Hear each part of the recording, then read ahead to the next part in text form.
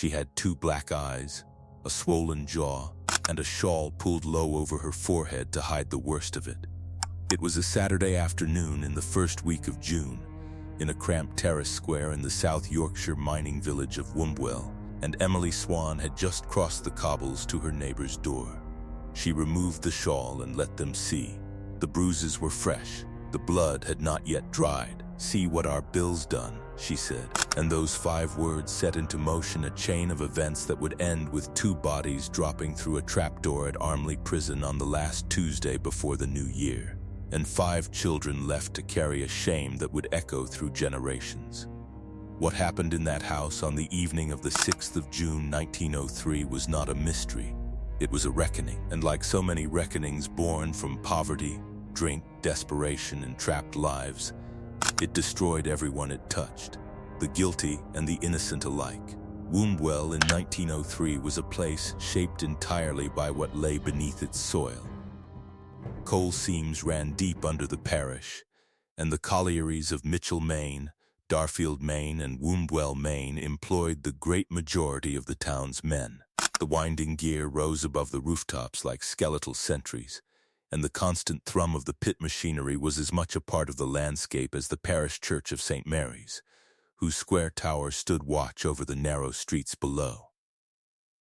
The town sat roughly 8 miles southeast of Barnsley, connected to the larger world by the railway and by the canal that carried coal barges toward Sheffield and beyond. Its population had swollen through the 19th century as families migrated in search of work, and the housing that received them was built quickly and cheaply, row upon row of back-to-back terrace houses arranged around small squares and alleyways, where privacy was a luxury no one could afford, and where the business of every household was known to its neighbors within hours. George Square, sometimes called Alma Square, was one such enclosure, a cramped courtyard of dwellings just off George Street in the center of Wombwell, within 100 yards of the police station. The houses opened directly onto the square, so close together that a raised voice in one kitchen could be heard clearly in the next. On washing days, the lines crisscrossed overhead, and children played among the puddles while their mothers scrubbed and their fathers coughed the black dust from their lungs. It was not a place that encouraged secrets. It was a place where everyone heard everything, and where the sounds of a man beating his wife were so familiar that the neighbors had long since stopped remarking upon them. But Wombwell was not only a mining town. Alongside the pits, a smaller but significant industry had established itself in the area. The Oldham Glass Works, situated on the outskirts of the village, produced glass bottles by the thousands, supplying breweries, chemists, and merchants across the industrial north. The work was skilled, hot, and grueling. A glassblower spent his shifts in front of a furnace, shaping molten glass with iron rods and wooden molds, breathing air so thick with heat that it burned the throat. The men who did this work were proud of their craft and protective of their trade. Among them was William Swan, a 44-year-old glassblower who had worked at Oldham for years, and who came home each evening smelling of sulfur and sweat to the small house in George Square where his wife Emily waited, or did not wait depending on what day it was and how much she had been drinking. William Swan was not a gentle man. The historical record is unambiguous on this point. He drank heavily.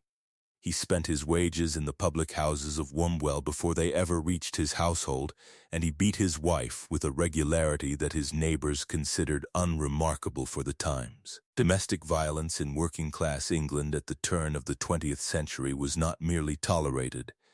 It was, in many communities, considered a husband's prerogative, particularly when the wife in question was herself considered difficult. And Emily Swan was, by every account, a difficult woman. She drank. She had a violent temper. She had been convicted of a serious assault on another woman and had served time in gaol. She was loud, volatile, and uncontrollable when the drink was in her. The authorities who later reviewed the case noted with evident distaste that the wonder is that he has not killed her. observing that William frequently came home from the glass works to find his wife drunk and no food prepared. In this framing, Emily's bruises were understood as the natural consequence of her own behavior, a correction administered by a husband pushed beyond endurance. That framing tells you everything you need to know about the world Emily Swann inhabited, and the value that world placed upon her suffering. If you have found yourself drawn into this story, if something about it feels uncomfortably familiar even across the distance of more than a century, then perhaps you understand why we do what we do here at Soils of Crime. These are the voices history tried to bury. I would love to know where in the world you are listening from right now, because every corner of the world has stories like this one, and the people who seek them out tend to recognize each other. Emily Hinchcliffe was born in 1861 in the Barnsley district of South Yorkshire, into a family that had already been marked by catastrophe. In December 1866, when Emily was 5 years old, the Oaks Colliery explosion killed 286 men and boys in one of the worst mining disasters in English history. The blast tore through the underground workings with such force that rescue attempts continued for days, and the dead were brought to the surface in numbers that overwhelmed the small communities that depended on the pit. Members of Emily's extended family were among the victims. The disaster shattered families across the district, leaving widows destitute and children fatherless, and its effects rippled through the generations that followed. Emily grew up in the shadow of that loss, in a community that understood, perhaps more acutely than most, how quickly the ground could open beneath your feet. She was illiterate. She never learned to read or write. The opportunities available to a girl of her class and background in the 1870s were vanishingly few, and by the time she married William Swan, she had already been shaped by a lifetime of poverty and limitation. The marriage produced children, accounts vary, with some sources describing as many as 11, though not all survived infancy. By 1903, 5 were certainly living: Charles, Ernest, Helena, Annie, and the youngest, Elsie. Emily fed them, clothed them, kept them alive on whatever money William did not drink away. When that was not enough, she was forced into other means of earning, and the neighbors spoke of this too in whispers that would later become courtroom testimony. She was a woman trapped between a husband who beat her and a world that offered her no way out. At some point in the early 1900s, a 30-year-old coal miner named John Gallagher came to lodge with the Swans at George Square. Gallagher worked at Mitchell Main Colliery. He was younger than Emily by over a decade, a rough and physical man whose temperament ran as hot as hers. An affair developed between them, or perhaps it had existed before he moved in. The precise chronology is unclear. What is clear is that William Swan became suspicious of the intimacy between his wife and his lodger, and he ordered Gallagher to leave. Gallagher moved out, but only as far as the house of a widow named Mary Ann Ward, who lived just across the square, a few doors away. The physical distance was negligible. Emily visited him there frequently. The affair continued in plain sight of the entire neighborhood. William knew. The neighbors knew. Everyone in George Square understood the arrangement, and the quarrels between husband and wife grew fiercer and more frequent as a result. Gallagher's presence was a constant provocation. Even after leaving the Swan's house, he continued to visit, and each visit seemed to trigger another confrontation. On one occasion, roughly a month before the murder, a violent quarrel broke out during which Gallagher interfered directly and kicked William Swan. The boundary between domestic dispute and something far more dangerous had been crossed. A week before the killing, a neighbor heard Emily say to Gallagher, in words that would later be read aloud in a courtroom, "Go and punch his ribs off, and I will stand by and see you do it and think you do no wrong." Another witness heard Gallagher declare that he would make Swan ready for a coffin. These were not idle words spoken in passing. They were spoken repeatedly to multiple witnesses over a period of weeks. The air in George Square was thick with the promise of violence, and yet no one intervened. No one called the police. No one suggested that perhaps the situation had escalated beyond the point of neighborhood gossip. The police station stood 100 yards away. It might as well have been 100 miles. The 6th of June, 1903 was a Saturday. The sequence of events that afternoon was later reconstructed in painstaking detail through the testimony of neighbors, all of whom had heard, seen, or been told something. Gallagher had spent part of the afternoon at Mary Ann Ward's house, where he and Emily had been drinking together. At some point, Emily crossed back to her own house, where William was home from the glass works. What passed between husband and wife is not entirely clear, but the result was visible on Emily's face when she returned to Ward's house with a shawl pulled over her head. She removed it and showed Gallagher her 2 black eyes and the bruises on her face. "See what our Bill's done," she said. Gallagher's reaction was immediate and volcanic. "I will go and give him something for himself for that," he said, and he ran from the house toward the Swann's door. Emily followed him. A neighbor saw them both dash inside and heard Gallagher shouting as he entered, "I will coffin him before morning." The sounds of a violent struggle erupted from within the house. Blows, furniture breaking, cries. The fighting lasted approximately 10 minutes. Then Gallagher emerged and walked back to Ward's house. He was breathing hard. There was blood on him. He announced to those present, "I have busted 4 of his ribs and I will bust 4 more. A few minutes later, he added, "I will finish him out before I go to Bradford." He was, it should be noted, planning to leave Wombwell for good that month, to start a new life in Bradford. But he was not finished with William Swan. He went back into the house. The neighbor heard Emily's voice from inside. "Give it to him, Johnny." A second round of violence followed. Gallagher kicked William Swan with terrible force, fracturing 4 ribs and the breastbone. He struck him about the head, the neck, the shoulders. He beat him with a wooden chair, lifting it bodily and driving the legs downward into the prone man's body.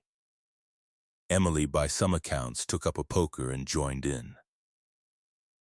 Gallagher himself would later tell police that Emily had struck her husband with the poker and finished him off, though this statement was not put before the jury. When it was over, 10 minutes or so later, Emily and John emerged from the house holding hands. Neighbors described them as showing every sign of affection.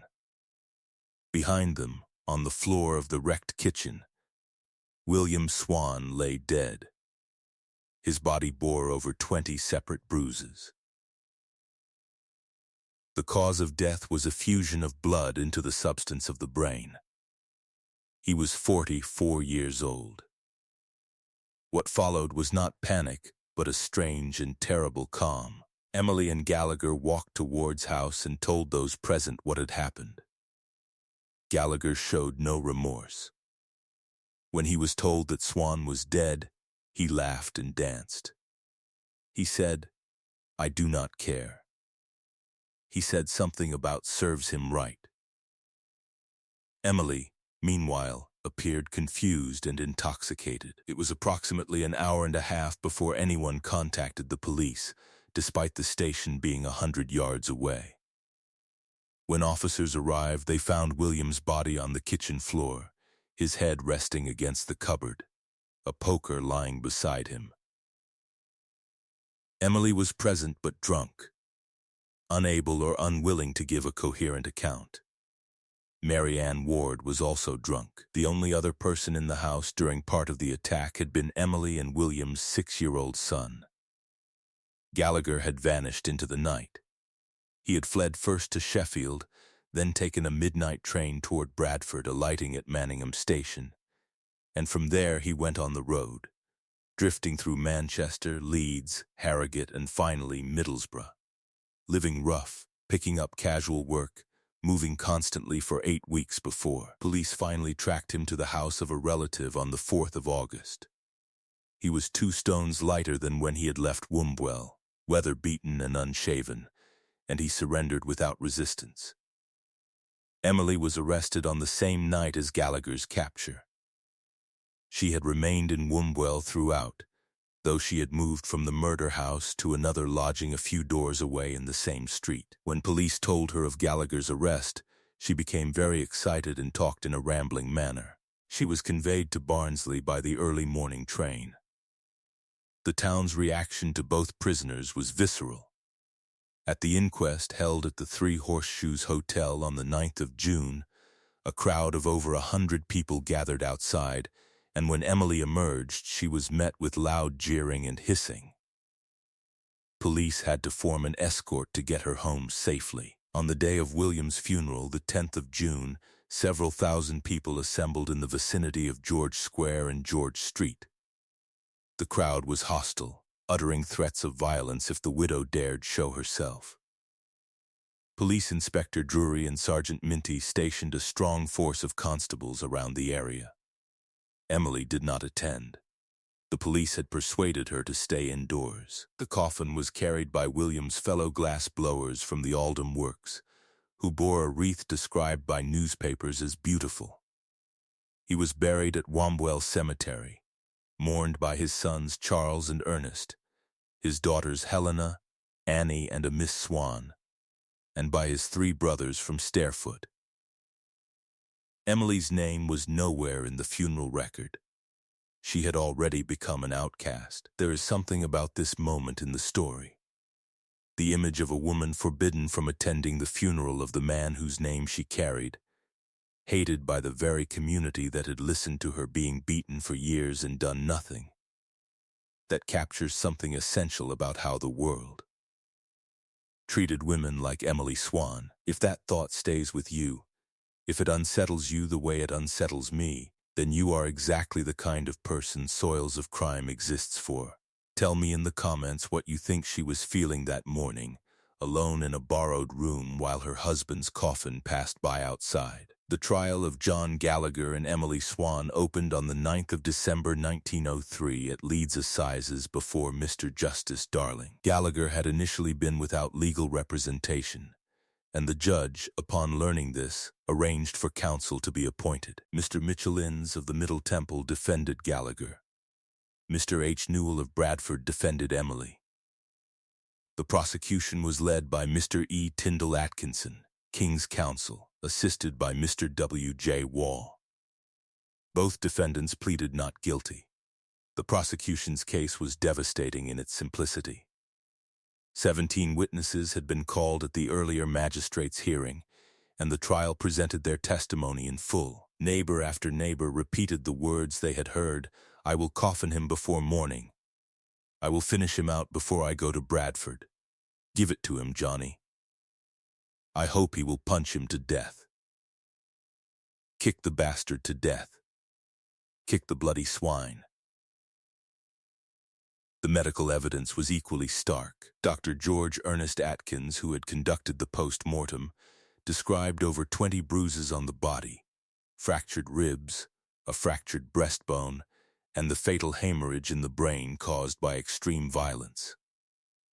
The defense argued that Gallagher had gone to the house only to remonstrate with William for his brutal treatment of Emily, that events had escalated beyond anyone's intention, and that neither defendant had wanted the man dead. Emily's counsel contended that while her actions were reprehensible and sinful, she had intended nothing more than that her husband should receive a good thumping.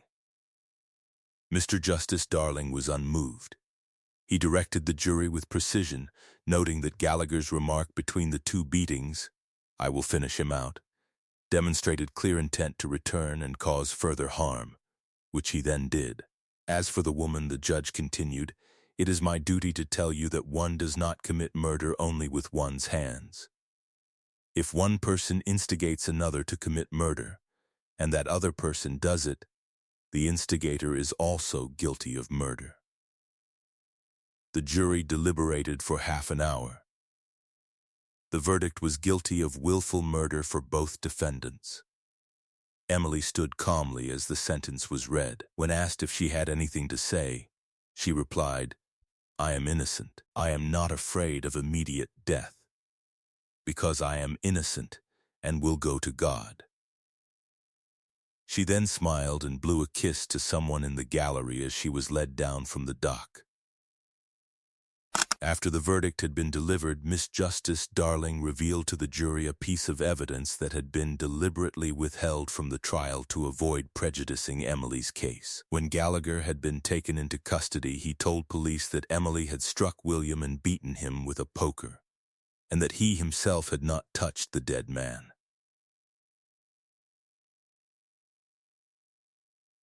The judge added, "From the proved position of the poker, I am convinced that the statement was partly true, and that Mrs. Swann did really take part in the actual killing." This revelation caused a stir in the courtroom and was later held up as a demonstration of the fairness of the judicial system, which had declined to use evidence that might have unfairly influenced the jury. The fact remained that the jury had convicted Emily without it. Both prisoners were taken to Armley Prison in Leeds and placed in separate condemned cells. Appeals were lodged and denied. A petition for reprieve was raised in Wombwell but attracted little support. The community had already rendered its judgment. Emily's family made a final appeal to King Edward VII for clemency, which was ignored.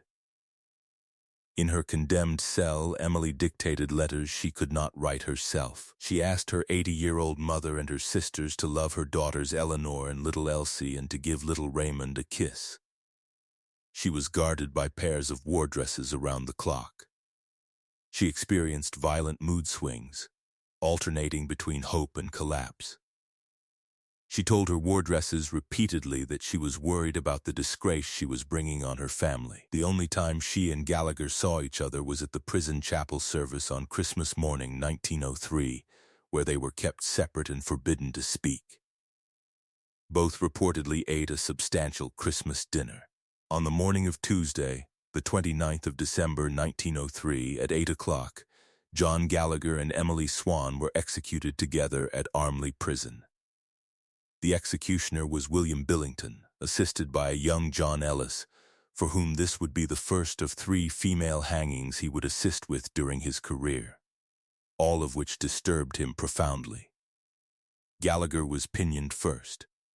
He was calm. He was led to the gallows and hooded, and he stood on the trapdoor surrounded by warders. Emily had been in a state of near collapse that morning, moaning pitifully on the floor of her cell. A glass of brandy was brought to her, and after drinking it, she regained her composure and walked steadily to the execution room. When she was brought onto the scaffold and saw the hooded figure of Gallagher standing beside her on the drop, she spoke. "Good morning, John," she said. He had not known she was there. He was startled but managed to reply, "Good morning, love." The white hood was drawn over her face. As the noose was placed around her neck, she spoke her final words, "Goodbye. God bless you."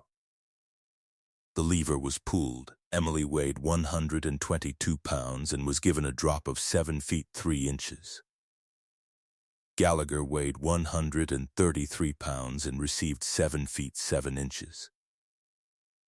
The prison medical officer, Dr. Exley, testified at the subsequent inquest that death had been painless and, in Emily's case, instantaneous.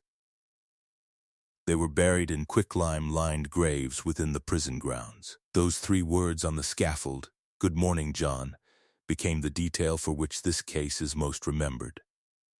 In an era when condemned prisoners were not invited to speak, when most went to their deaths in terrified silence or had retreated so far into themselves that speech was impossible, Emily Swann greeted her lover with the casual warmth of a woman meeting him at the garden gate. It was an act of extraordinary composure, or perhaps of love so deep that it overrode the terror of the moment, or perhaps simply the final gesture of a woman who had been told all her life that she was worthless, and who, in her last seconds, chose to be human. The exchange has been analyzed and debated for over a century. Some see defiance in it. Some see tenderness. Some see the absolute proof that Emily Swann was exactly the hard, unfeeling woman the prosecution had described. The truth, as with so much in this case, depends entirely on what you believe a woman beaten by her husband, abandoned by society, condemned by a system that never once asked why she was the way she was, owes the world in her final moments. Emily's 5 children were scattered. Charles and Ernest, the elder sons, had attended their father's funeral and were old enough to make their own way. Helena and Annie were passed between relatives. The youngest, Elsie, was deemed too young to visit her mother in the condemned cell. She was left with a prison warder who, in a small act of kindness that would give a book its title more than a century later, asked the child to guard his silver sixpence as a distraction while her mother was taken to the gallows. Elsie was subsequently shunted from relative to relative, taunted about the circumstances of her parents' deaths, and grew into a sullen, unhappy woman who married young and, according to her own granddaughter, became cruel.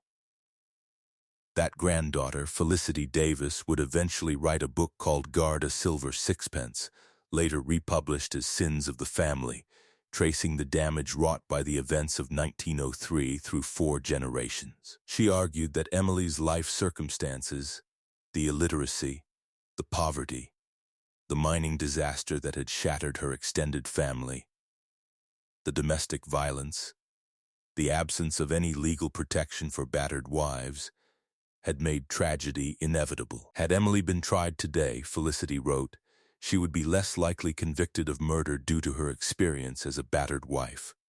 But in 1903, a battered wife who encouraged her lover to beat her husband to death was not a victim. She was a monster. And monsters were hanged.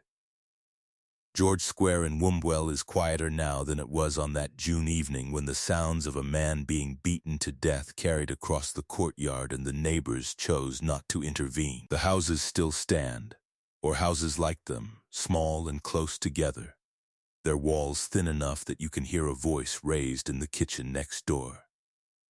The Oldham Glass Works closed long ago. The collieries that powered Wombwell's economy through the 19th and 20th centuries are gone, shut down during the closures that devastated South Yorkshire's mining communities in the 1980s and 1990s. Armley Prison still operates in Leeds, though the gallows where Emily and John fell through the trap together were dismantled decades ago. Their quicklime graves within the prison walls remain unmarked. There is no plaque in George Square. There is no memorial in Wombwell Cemetery where William Swan was buried by his brothers and his workmates from the bottle works. The case appears in local history books and in the records of British executions, catalogued under the heading of the Wombwell murder, a domestic tragedy reduced to a single line of data, 2 names, a date, and a method of death. But the story refuses to be reduced.